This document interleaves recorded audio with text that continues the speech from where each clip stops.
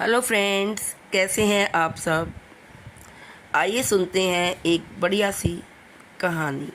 यह एक पारिवारिक कहानी है जिससे सुनकर आपको प्रेरणा मिलेगी। दोस्तों, घर में वृद्ध पुरुषों का आदर होना चाहिए। जब जो माँ बाप हमें पालते हैं, पोसते हैं, बड़ा करते हैं, पढ़ाई लिखाई पे खर्चा करते हैं, हम उन्हीं को ही जब वो बूढ़े हो जाते हैं तो इग्नोर करना शुरू कर देते हैं।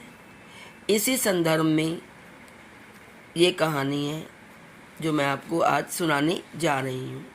यदि आपको अच्छी लगे तो प्लीज़ कहानी को लाइक करिए और अपने फ्रेंड्स में शेयर अवश्य करें। और यदि आप चैनल पर नए हैं तो चैनल को सब्सक्राइब कर लें और बेल का आइकन भी प्रेस कर दें।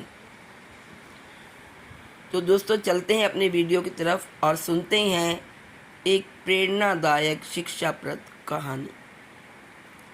पिताजी बूढ़े हो गए थे और चलते समय दीवार का सहारा लेते थे। एज ए रिजल्ट दीवारें भी जहाँ छुई जाती थी वहाँ उनका रंग उड़ जाता था और दीवारों पर उनके उंगलियों के निशान पड़ जाते थे। मेरी पत्नी ने यह देखा और अक्सर गंदी दिखने वाली दीवारों के बारे में शिकायत करती थी।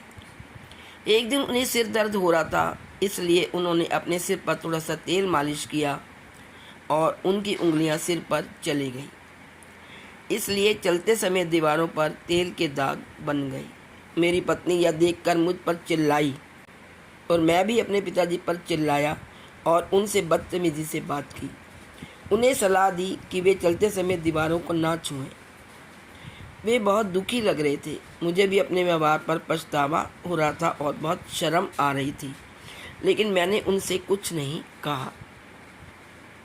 पिताजी ने चलते समय दीवार को पकड़ना बंद कर दिया और एक दिन वो गिर पड़े। वे बिस्तर पर पड़ गए और कुछ ही समय में हमें छोड़कर चले गए। मुझे अपने दिल में अपराध बोध महसूस हुआ और मैं उनके भावों को कभी भी भूल नहीं पाया और कुछ ही समय बाद उनके निधन के लिए खुद को माफ़ नहीं कर पाया। कुछ समय पश्चात हम अपने घर की पेंटिंग करवाना चाहते थे। जब पेंटर आए तो मेरे बेटे ने, जो अपने दादा को बहुत प्यार करता था, पेंटर को पिता के फिंगरप्रिंट साफ करने और उन जगहों पर पेंट करने की अनुमति नहीं दी। पेंटर बहुत अच्छे और नए थे। उन्होंने उसे भरोसा दिलाया कि वे मेरे पिताजी के फिंगरप्रिंट्स, हाथों के निशान नहीं मिटाएंगे, बल्कि इन निशानों के चारों ओर एक सुंदर घेरा बनाकर एक अनूठी डिज़ाइन बनाएंगी। इसके बाद यह सिलसिला चलता रहा और वे निशान हमारे घर का हिस्सा बन गए। हमारे घर आने वाला हर व्यक्ति हमारे अनोखे डिज़ाइन की प्रशंसा करता था। समय के साथ साथ मैं भी अब बूढ़ा हो गया। अब मुझे चलने के लिए दीवार के सहारे की ज़रूरत थी। एक दिन चलते समय मुझे अपने पिताजी के कहे शब्द याद आ गए और मैंने बिना सहारे के चलने की कोशिश की।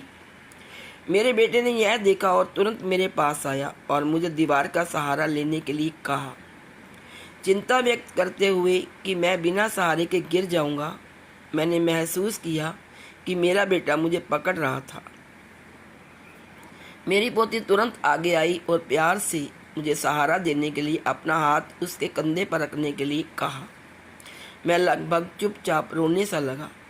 अगर मैंने अपने पिताजी के लिए भी ऐसा ही किया होता तो वे शायद आज हमारे साथ होते और लंबे समय तक जीवित रहते। मेरी पोती मुझे साथ ले गई और सोफे पर बिठा दी। फिर उसने मुझे दिखाने के लिए अपनी ड्राइंग बुक निकाली। उसकी टीचर ने उसे ड्राइंग की प्रशंसा की और उसे बेहतरीन टिप्पणियाँ दी। स्केच दीवारों पर मेरे पिताजी के हाथ के निशान का था। स्केच के नीचे शीर्षक लिखा था, काश हर बच्चा बड़ों से इसी तरह प्यार करता। मैं अपने कमरे में वापस आ गया और अपने पिताजी से माफ़ी मांगते हुए फूट फूट कर रोने लगा, जो अब इस दुनिया में नहीं थे। दोस्तों, माता पिता तो बूढ़े होते ही हैं, हम भी समय के साथ बूढ़े हो जाते हैं। आइए अपने बड़ों का ख्याल रखें, उनका आदर करें, उनकी ज़रूरतों को समझें उनकी तकलीफ़ों को समझें और उन्हें सहारा दें और अपने बच्चों को भी यही सिखाएं। तो दोस्तों, आज इस वीडियो में इतना ही। ऐसी ही प्रेरणादायक तथा शिक्षाप्रद कहानियों के लिए आप मेरे चैनल को सब्सक्राइब कर लें और अच्छी अच्छी कहानियाँ सुनने के लिए तैयार हो जाएं। Please like, share and subscribe. Thank you so much.